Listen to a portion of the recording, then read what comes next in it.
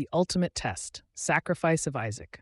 After many years of waiting, Abraham finally had the son God had promised. Isaac, the child of laughter, the heir of the covenant, the miracle born when Abraham was 100 and Sarah was 90. All of God's promises of descendants and blessing rested on this one boy. Then came the unthinkable command.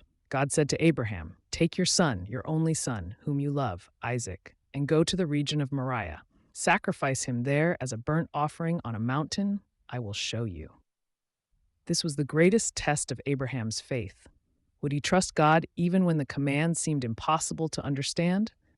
Early the next morning, Abraham set out with Isaac and 2 servants. For 3 days they traveled, carrying wood for the sacrifice. When they neared the place, Abraham told the servants, "Stay here. We will worship, and then we will come back to you." Notice his faith. He believed, somehow, that both he and Isaac would return. As they climbed the mountain, Isaac asked a haunting question. "Father, the fire and wood are here, but where is the lamb for the burnt offering?" Abraham answered with prophetic faith, "God himself will provide the lamb for the burnt offering, my son."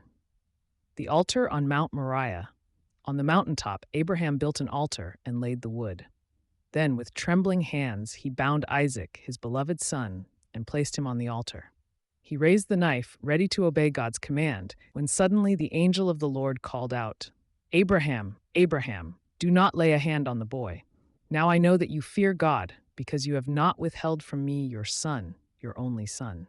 At that moment, Abraham saw a ram caught in a thicket by its horns. He sacrificed the ram in Isaac's place, naming the place, "The Lord will provide, Yahweh Yireh." This test revealed Abraham's complete trust in God. He was willing to surrender the very promise God had given him, believing that God's word could not fail. But this story also pointed forward to something greater. Just as Isaac carried the wood up the hill, Jesus carried his cross. Just as Abraham offered his beloved son, God offered his only son for the salvation of the world. John 3:16. Just as God provided a ram in place of Isaac, he provided Jesus as the substitute sacrifice for all humanity. After the test, God reaffirmed his covenant with Abraham. "Because you have done this and have not withheld your son, your only son, I will surely bless you.